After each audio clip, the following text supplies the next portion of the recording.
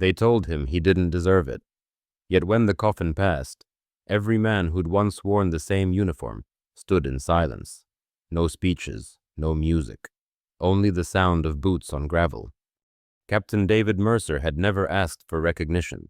He'd spent his final years in a small coastal town, fixing clocks and mending fishing nets, never speaking of the war. But that morning, as the flag was folded and handed to his sister, something stirred in the ranks, a tremor of unfinished honor. Why would men who hadn't spoken to him in decades travel hundreds of miles for this one farewell? The story begins 40 years earlier. The rain that day fell in a steady rhythm across the shattered fields of Helmand. The mission was simple on paper: extract civilians trapped between two advancing lines. But orders from above were clear: no deviation, no unauthorized rescue attempts. David stood by the radio, listening to the voice of command fade under the noise of artillery. He looked across the ridge, saw children huddled inside a broken bus, smoke rising from the valley, and he made a choice. He broke formation, led a small unit, Sergeant Tom Avery and 3 others, through a side route, bringing 27 civilians out under fire. No one died that day, not one. When they returned, covered in dust and disbelief, the headquarters was waiting, not with applause, but with silence colder than the mountain air. "You disobeyed a direct order," the colonel said. "This isn't heroism, Mercer, it's recklessness." The commendation report, written by Tom that same night, never reached the board. Instead, a disciplinary note replaced it. Within weeks, Mercer was transferred. A medal proposed by his men was marked refused. He didn't fight the decision. He simply packed his things, shook Tom's hand, and left the barracks. "The record doesn't matter," he said quietly. "We did what we had to do." But the record did matter. It mattered to those who'd followed him. Years passed. The war ended. The medals came, to others. The photos lined the mess hall, faces frozen in time. Yet his name was never spoken. Tom tried to appeal. Once, wrote letters, met silence. One reply came back with 4 words typed in neat black ink: "Case closed by command." Why would anyone want to bury a man's honor that deep? By the mid-90s, David had become a quiet figure in the town of Lid. Locals knew him as the captain, who never raised his voice, who fixed things that didn't belong to him. Children brought him broken bicycles. He repaired them free of charge. At night, he would sit by the window, staring at a small wooden box. Inside, 1 faded photograph, 4 name tags, and an envelope returned to sender. He never opened it again. Tom visited once every few years. They rarely spoke about the past. Only once did David mention the word medal. He smiled, almost mockingly. A piece of metal can't hold the weight of a day like that. But behind that calm was something unsaid, a quiet ache that time refused to dull. In 2009, Sarah Langford, a military historian, was working through declassified archives. Among stacks of routine files, she found a name crossed out in red: Mercer, David, citation withdrawn. The accompanying report was missing, its folder oddly thin. She traced the reference to an older registry, long untouched. There, behind layers of dust, she found it. Avery, Thomas, recommendation for gallantry, rescinded. Attached, a handwritten note. Per command decision, destroy after review. Someone hadn't destroyed it. Someone had kept it. Sarah reached out to the Veterans Association. The name Mercer surfaced like a ghost, breaking the surface of still water. Within weeks, the story spread among former soldiers, the captain who'd saved lives and lost his honor in the same breath. Tom, now gray-haired and slow to walk, read the recovered file in disbelief. He never wanted credit, he told Sarah, but he deserved his name back. A reunion was organized, a modest gathering in an old training hall outside Portsmouth. Rows of medals shone under weak lights, and at the center, an empty chair with David's name on it. Tom stood to speak, but paused. He wouldn't have wanted a ceremony, he said, but he deserves truth. Then Sarah stepped forward, holding the recovered file. The army called this insubordination, she said softly, but I call it conscience. The room fell silent, because every man there knew what it meant, to follow an order that should never have been given, to disobey one that should never have been written. Across the country, David listened to the news on a crackling radio, his name spoken aloud for the first time in decades. He turned it off midway, eyes fixed on the ticking clock he'd been repairing. Too late for that, he murmured, but his hands trembled. Would truth ever arrive on time? The reunion changed something. For the first time, David Mercer's story had left the walls of the barracks and entered living rooms, message boards, and old veterans clubs. Some called him reckless, others called him the last decent man in a bad war. But one person heard the broadcast in silence. Colonel Richard Hale, retired now, a man of medals and handshakes. He sat in his study, the lamplight glinting off a photograph of his old unit. His eyes lingered on a face in the corner, young, stubborn, calm, Mercer. He opened a drawer, and there it was, the original report, the one he was supposed to destroy. The ink faded, the corners torn, but the words still cut deep. Exceptional bravery in the line of fire. He'd buried it for decades, to protect his record, his rank, his version of honor. But that night, guilt knocked louder than pride. 2 weeks later, the veterans gathered again. Tom had brought a small cassette player. It arrived this morning, he said, holding it like a relic. From Colonel Hale. He pressed play. A faint hum filled the hall, then a voice, older, brittle, heavy with regret. This is Richard Hale. In 1978, I ordered the destruction of Captain Mercer's commendation report. I claimed he endangered lives. The truth is, I feared for my own reputation. He did what I should have done. He saved those people. The room froze. Men looked at one another, unsure whether to be angry or relieved. The confession had come. Too late for justice, but not too late for truth. Sarah stood still, her notebook open but empty.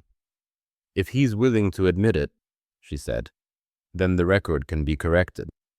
That night, she and Tom drafted a petition. It was more than paper. It was a lifeline to history. Dozens of signatures followed. Veterans, witnesses, even civilians who'd been rescued by Mercer's unit added their names. They sent it to the Ministry of Defense and waited. Weeks passed, then months. Finally, a letter arrived. Polite, cold, final. We regret to inform you that the regulations governing posthumous recognition do not permit reconsideration of cases closed by disciplinary action. It was bureaucracy at its most heartless. Tom read it aloud, his voice shaking with quiet fury. They're still punishing him for being right. But Sarah didn't give up. If they won't give it, she said, we'll make it ourselves. A retired metalworker from their old regiment volunteered to craft a replica, not a forgery, but a tribute. They used fragments of old brass shell casings, melted and reshaped into a medal with no official name. On the back, they engraved 6 words, for the duty that disobeyed. When they held it up to the light, it gleamed like something born of defiance and love. News spread quickly. Veterans from across the country came forward, each bringing a story, a memory, a letter. One wrote, "He was the reason I made it home." Another said, "He taught us that courage isn't about orders." The momentum grew. The media picked it up, not as scandal, but as redemption. And in a small house by the sea, David listened. His hands shook as he placed the handmade medal beside the old photograph. For the first time, his eyes watered, not from shame, but from the weight of being remembered. Tom visited him a week later. They sat outside, watching gulls drift across the gray sky. "Seems the world finally knows," Tom said.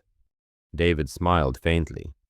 "Maybe, but medals don't mend what was broken." Tom looked at him, voice low. No, but they remind people who broke it. Silence lingered. Then David said, almost to himself, "Promise me something. If I go first, don't let them make a spectacle of it." Tom nodded. No speeches, just truth. Months turned into years. David's health faded, but his calm never did. He kept working until his hands trembled too much to hold tools. One morning, Sarah received a small parcel wrapped in brown paper. Inside was a letter. The handwriting was neat, deliberate. "Miss Langford, thank you for giving me back my name. If the army can't remember, perhaps people like you will. I've left the medal with Tom. It belongs to the men, not to me." He signed it simply, David Mercer.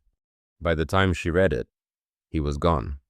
The funeral was quiet, just as he'd asked. A handful of veterans, a few locals, a folded flag. At the front, Tom stood holding the handmade medal, his thumb tracing the engraved words. Sarah placed the recovered report beside the coffin. "They refused his medal," she whispered, "but they can't refuse his truth." And then something unexpected happened.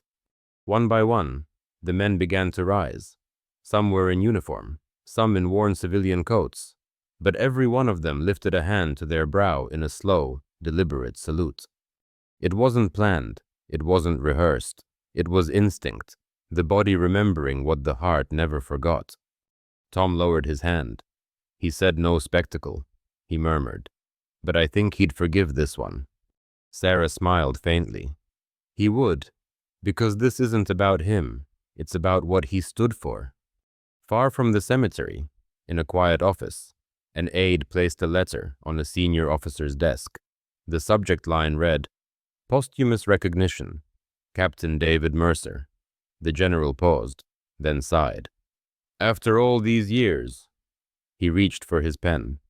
Would this finally be the moment justice caught up with time? The letter reached Tom 2 months later. The envelope bore the seal of the Ministry of Defense.